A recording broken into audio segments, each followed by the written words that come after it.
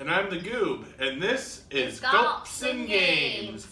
And the weekly show where we have a drink, give a little background on it, and then we play a game, give a little how-to. So I thought medieval week this week on ye old Gulps'n'Games.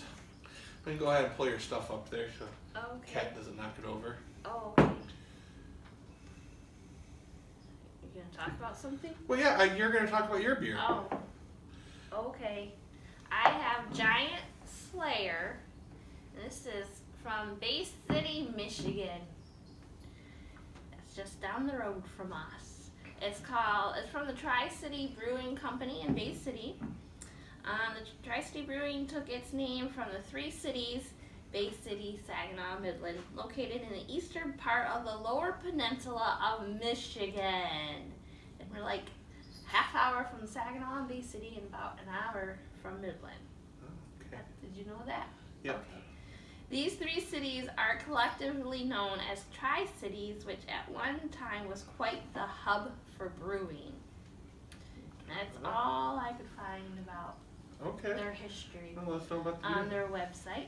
The Giant Slayer, I didn't even know this was in Bay City. It's a Russian Imperial Stout. Yes, it's bursting with huge roasted chocolate and coffee malt flavors. Although well hopped, this beer is still very balanced. Giant Slayer provides a rich, full-bodied drinking experience with dark hints of old world style. Okay. That's their beer. We'll go ahead and crack her open and Okay.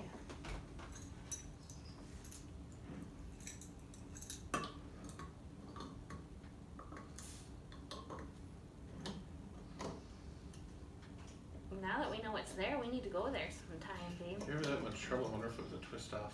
Oh, I don't know. It's possible. It's too late now, you already bent it so much. Oh, I don't know. Yeah. I don't know. There we go. We got it. Okay. Yeah, it'd be nice to go to that brewery. We like going to breweries, checking them out.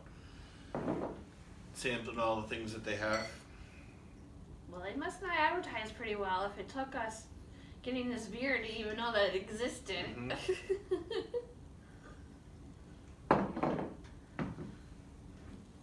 Yeah.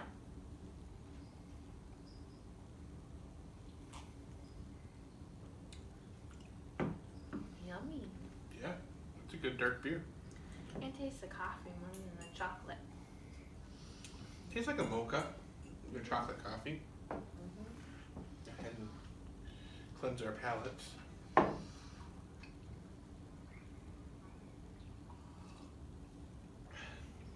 We did get both of these beers at Cork and Ale, Opperman's Cork and Ale, whatever you want to call it. Just like I said a couple weeks ago, that the next few would be there. And then another one that caught my eye for obvious reasons, Monty Python's Holy Ale. It says Grail, but they crossed out the GR. Holy Ale.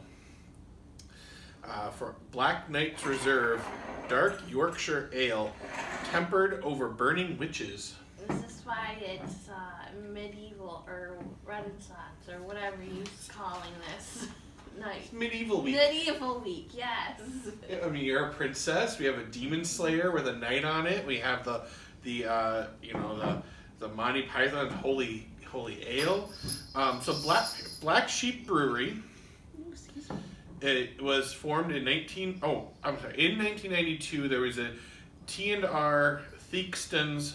It was sold to a national brewery, and the fifth generation brewer, the family member who currently owned it, was Paul Theakston's, and he didn't want to just work for a national brewery. He took a leap, opened his own independent brewery in Yorkshire, and that's why Paul is the Black Sheep. And then it's set in old maltings overlooking the town of Masham. The brewery is built using reclaimed equipment which was sourced from old breweries and is still used today. So, and I love Monty Python and the Holy Grail. I don't think she really cares for that type of humor, but I think it's funny. The Life of Brian, that's a funny one. All those Monty Python things, but It's not everyone's cup of tea. Isn't that how they Yeah, do but it? they use coconut. Yeah, well, I don't have coconut. A deep ruby chestnut brown ale, topped by a near white creamy head, rewards with a complex palate from roasted Maris otter, and they roasted an otter. Is that really what it says? Well, it says roasted Maris otter. I don't know. That must be like something. And pale chocolate malts, and a dry Goldings hop finish.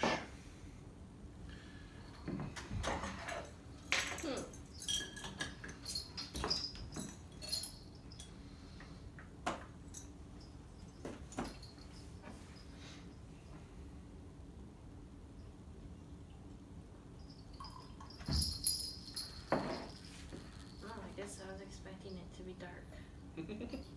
Well, it is dark. Well, it's more like a Killian's red color. You're not sponsored by anybody, any labels, any games. No, nothing. Yep. Please drink responsibly. You must be 21 to drink in the United States. Oh.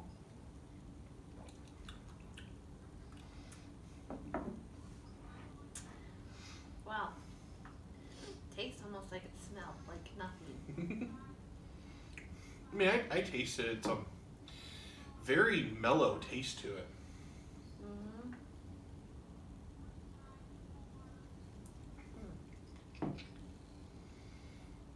It tastes like a lot of other British beers that I've had. Maybe kind of like, did it say something about caramel? No, pale chocolate malts. It's hoppy. I can taste the hops.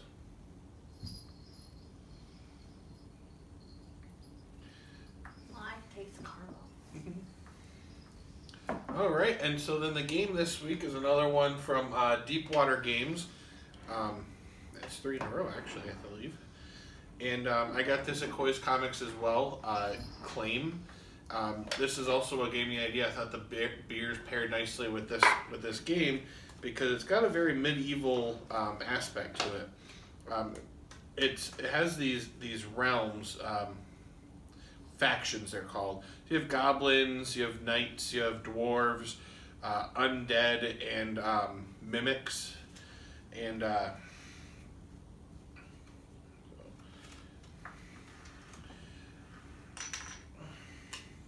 the game is played in 2 phases.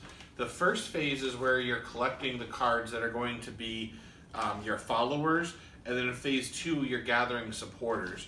So you're gonna have to bear with me because I read over the directions like 4 times, but I might have to trim a little out here and there to where I'm reading the directions.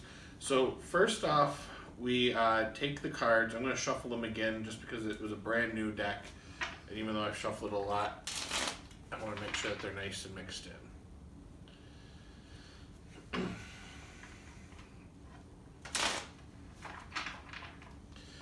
So then you deal out, I believe it's 13 cards. Yep, each player gets 13 cards.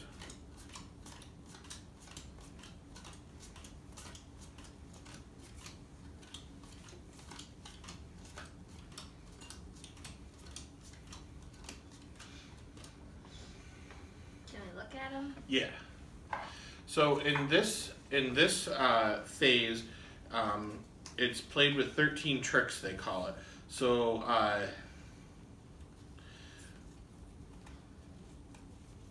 you flip over the top card of the deck, and then we're trying to get followers, and this is going to be for the next one where in order to use the followers gained in order to compete over and win the favor of 5 factions of the realms, and whoever has the majority of the followers is the winner. So now what we do is we each play a card, and it says one person goes first. Usually it's the person who won the trick, but this is the first one. So doesn't say, I don't remember. Maybe you just say, you go first. The youngest player, if it's the first trick. Oh. So now you can play, the leader gets to play any one of the realms of the factions. It does not have to match the one that was played. Right now it's a 2-point goblin. Now in the next one, you're going to want to have higher point cards. It goes 0 through 9.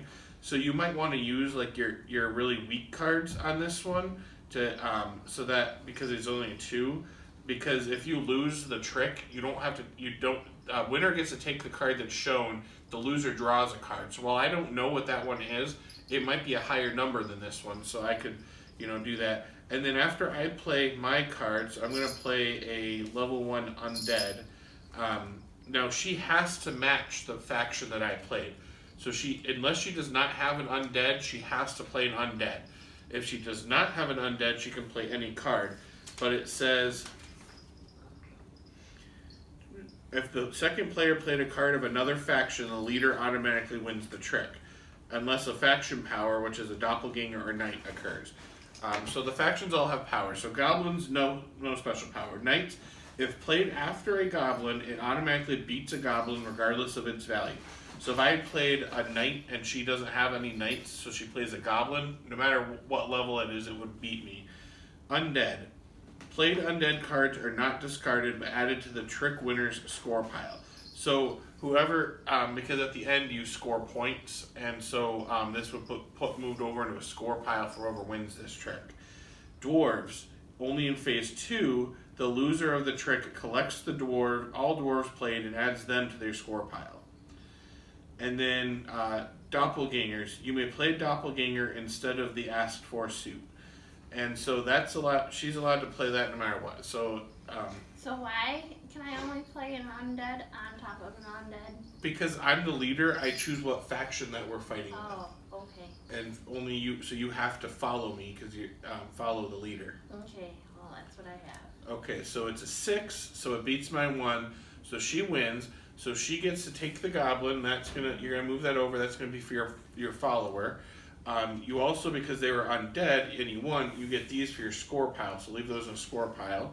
Then I get to draw a card and move it over here, and let me flip this over. So now it's a 0 goblin.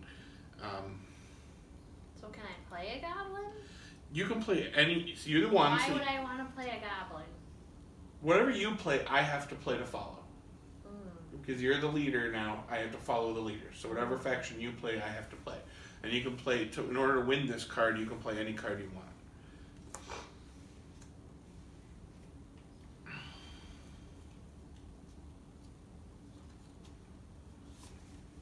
Alright, so now you won this. So you have to put that into your followers pile. And then these just get discarded. And I lost, so I get to draw that one. Why don't I get those points? Only undead get to your points. Oh. And then in the round 2, you get points from the dwarves, it says. So that's how you play round 1. So we'll go ahead and finish up round 1, and we'll come back to you. If there's anything that comes up, I'll just add that in as we're going. So we came back, we played the last card, we both played our cards, so they didn't match, but they are a tie. Tie goes to the leader, and I led that, correct? Okay, so the undead I get the points for, the knight gets discarded, and this I get here. So now we're going to go into phase 2. Give me a minute to read phase 2 because I haven't fully understood phase 2. Alright, so in phase 2, you take all the cards all the 13 cards that you won in phase 1. So these cards that were all in the discarded last time are no longer in play. So you're gonna take the 13 cards here, leave these in your score pile. The way this I have 4, not 13. Those two. Oh, you get okay. to see them now. Oh, okay. So now what you do is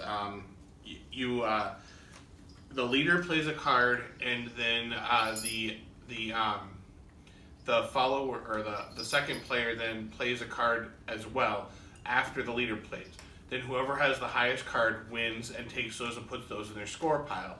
The way this one works is that and then whoever won also becomes the leader for the next one. If there's any dwarves that are played, though, the loser gets the dwarves.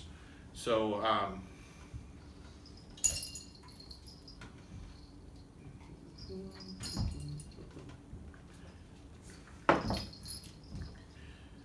so I was the leader, so I played my card, so now she needs to play a card. I'm sorry.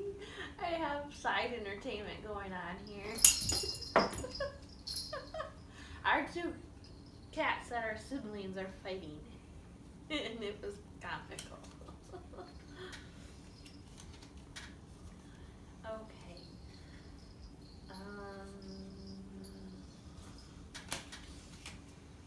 Okay, so I lost, so she gets to take the Goblin Dwarf's points. But since Why I did lost, you lose? because you played a 7, I played a 1, so you won. Oh, we don't. Oh, I thought that was okay. Yeah, Okay. highest point wins. Yep. What did you think it was? I don't know. Okay, an L? No, I thought that was when you drew and Oh, no, we no, were no, still no. playing the Oh, same no, no, way. no. I So, didn't so realize since that it's a you- dwarf, though, I get to take the dwarf because the loser gets to keep the dwarves. Oh, So now okay. she's the leader. So I want to lose then. If it's a dwarf. I mean, if you want to get the dwarfs. Oh, okay. But I want the dwarf. So I'm going to go ahead and read to her what the end of the game is. The player counts how many cards of each faction they have in their score pile. Whoever has the most cards of a faction wins that faction's vote. If there's a tie, whoever has the highest valued card of that faction wins the vote. The player who wins the vote at least 3 factions wins the game. So you want to get as many cards into your score pile as you can of the faction. So right now, she already has like 4 undead or 5 undead here, and I only have 1, so she's going to win the undead vote. Plus, mine's a 3 and hers are all 7s and 6s. So she's going to end up winning the undead vote. I need to get 3 out of the other 4 remaining factions. So I don't want to lose, I want to win to get all those other factions. So you're the leader now, because you won, so you get to play the first card.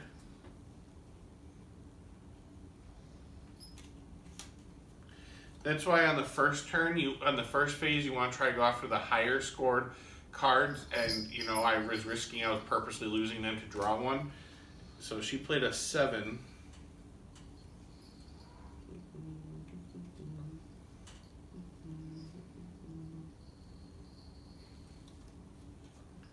So I'll play an 8, and then I get these because I won. So now I'm the winner, so I get to go first.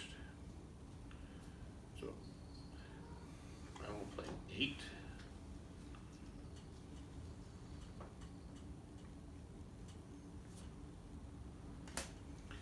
I won, but since you lost, you get the dwarf. And so I'll play a 9.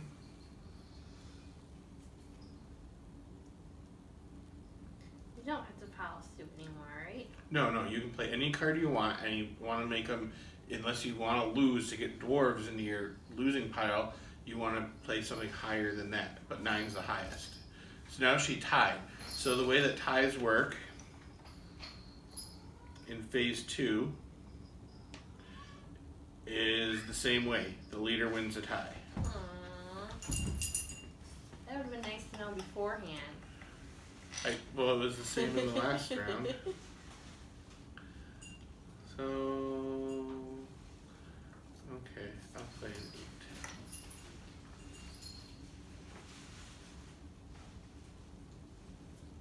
8. She played a 6, so I win, but it's a dwarf, so she gets to put the dwarf in her pile. Alright, now divide up your cards into their factions.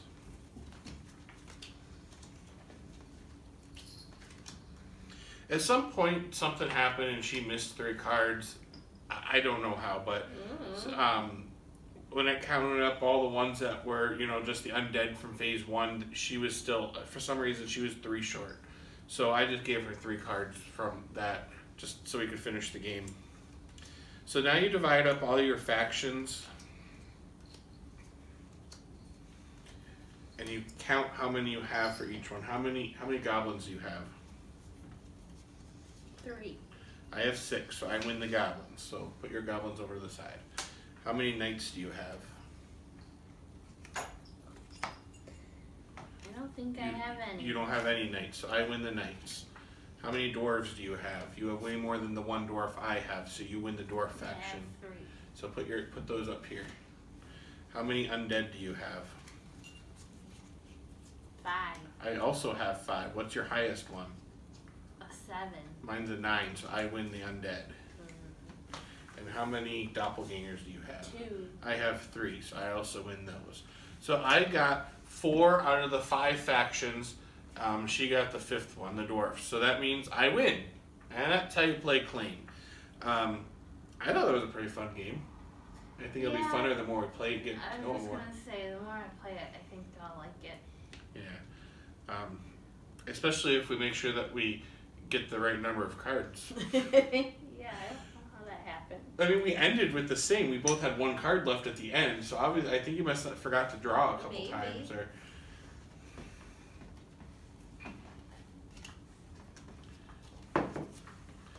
Or were you putting all the undeads, even the ones that were played down here, over in your score pile? I don't know. That might have been what you did. If you won the undead at that time, you only put the 2 played ones. I think I may have. That must have been what you did at least one of those times. Mm-hmm. All right. Well, as always, thank you for coming. Mm-hmm. If you haven't already, please subscribe to our channel. We'd love to have more subscribers. Please like and share this video. If you have any suggestions for games or drinks that you'd like to see, please leave those down below in the comments. Cheers. This one will be on December 4th. Are there birthdays or anything? Well, Sherry has a birthday in Anna, but I can't remember what dates those are. I think Sherry's is the 8th. Anna's is the 14th. All right. Well, no, I'm just gonna. So happy birthday, guys.